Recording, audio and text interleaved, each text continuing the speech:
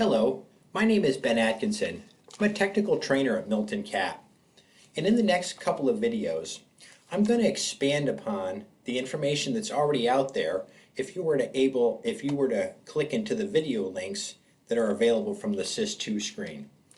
So the purpose of the next few videos is of course to get you familiar with the SIS2 site. And I will be making some comparisons to the old SIS web, just in case there's some users that watch these videos in the future that did have a familiarity with the old SIS web program. But I'm not going to go back over and look at the SIS web program to compare and contrast. I'll stay in SIS2 and we'll just look at the functionality in SIS2. And I will try to make this more specific to things like truck engines when I'm working on looking up parts or coming up with examples to help you navigate through SIS2. The SIS2 program works much better if you are either in Google Chrome or Microsoft Edge. The older Internet Explorer program doesn't support SIS2 as well as it did the former SIS web program. So to have the best performance and functionality with your SIS2 experience, I would highly recommend using Google Chrome or Microsoft Edge. So first of all, here on the main screen, I want to point out the cat icon in this upper right-hand menu. This will take you back to this main screen. Every time you click this cat SIS2 icon, you'll end up back here in this main screen. Your serial number prefix, your part number or keyword boxes will be blanked out again. So if you were working on a specific serial number or a specific serial number prefix and looking at parts and service information and click the SIS2, you have the potential to lose track of your serial number. So keep that in mind.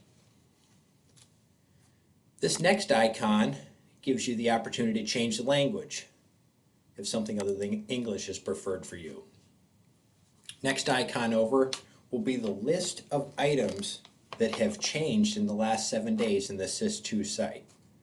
So any information that's been added in the last 7 days will appear here. And I'll use that cat SIS2 go home icon.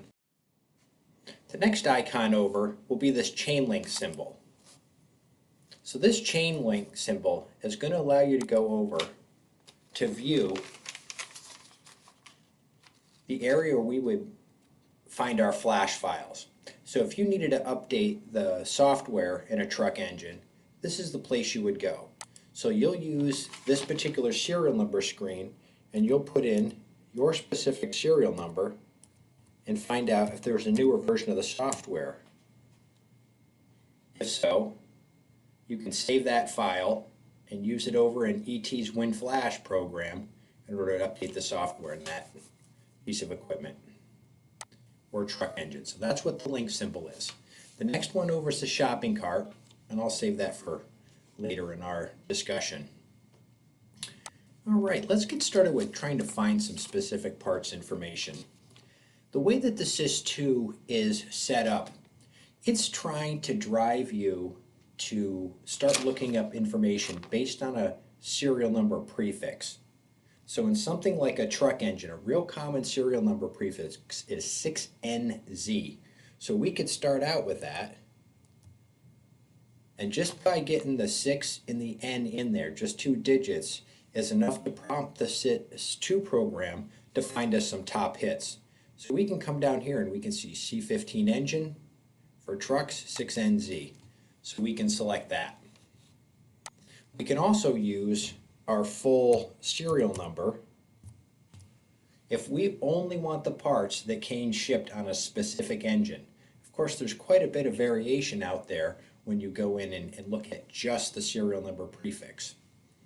So if we want to make sure that we don't have any confusion over the parts and service information we're looking up, it is better to use your exact serial number. So from here, the next logical place is going to be to use will be to use this navigate symbol. So we'll click on navigate. And what happens, because I use the full truck engine serial number here, I'm going to be brought to a screen that's going to give me all the as shipped information. So just exactly the way that this engine was built, That shows up under this 186.1866 number. And if I click on that, it will then break down all the groups that went into creating that engine. So right now, I'm set up on a parts view. And we know this because of the parts icon tab over here in the little gear symbol. If I wanted to look up service information specific to this engine, I would click on this service tab. I can also expand my list of parts or service if I'm using that tab, again with this outward arrow. Let's go back to the parts for a moment. We've got this toggle switch here. Right now, this is on. This show hide button is on. So what it's telling me with this warning triangle is that there are a number of other arrangements that could be associated with that serial number prefix. And this view is allowing me to see all of them. If I wanted to make it so I was only looking at the parts groups that are related to this engine serial number only, I'll turn that off. So now all of my parts breakdowns are going to be specific to this machine serial number, and that should save quite a bit of confusion, especially in things like turbochargers and water pumps that can have some variations between the same serial number prefix in a whole range of engines. If we were going to go in and look at the air compressor group here, let's continue with our parts discussion. We'll go look at our air compressor. And we can see that if we wanted to add this to a shopping cart, like this hose, this seal, this other hose up here, we could add that to the shopping cart. But if we're trying to do research on what we need to order in order to replace this air compressor, we'll just stay right here in the parts screen.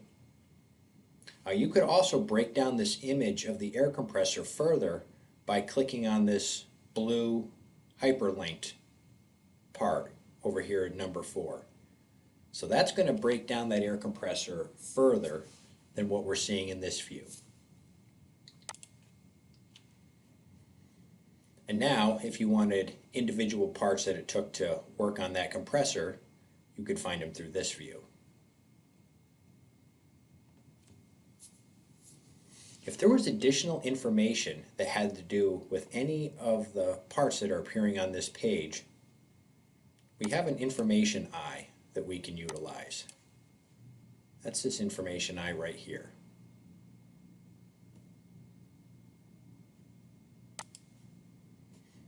And we can get information like whether or not this part is returnable.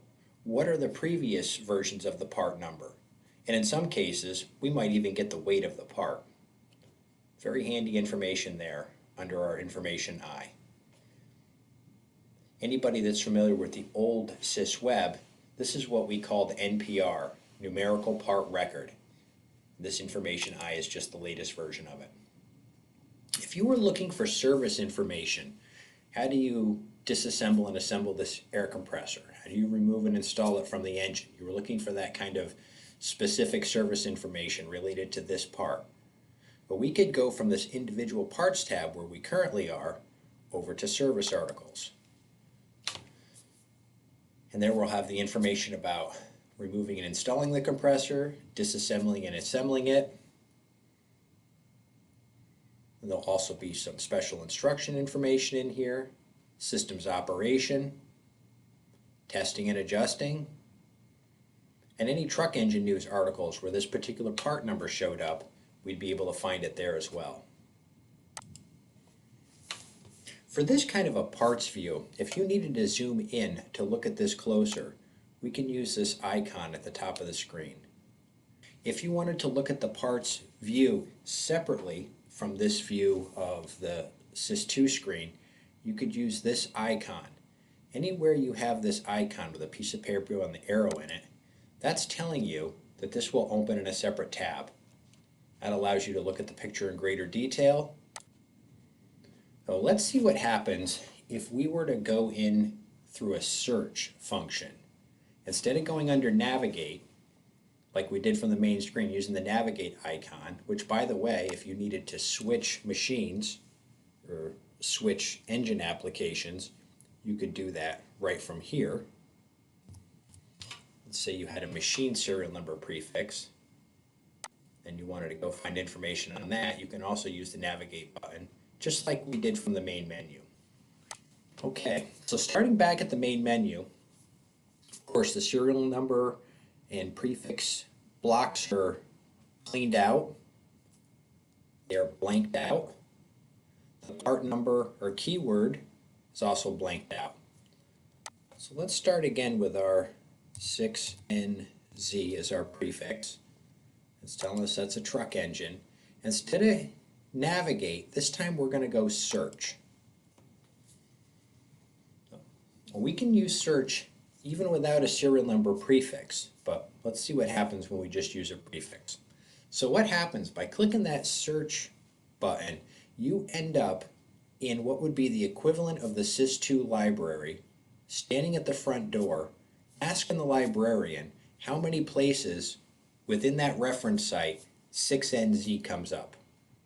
How many times is it found in our reference library? From there, we can start to filter down the results.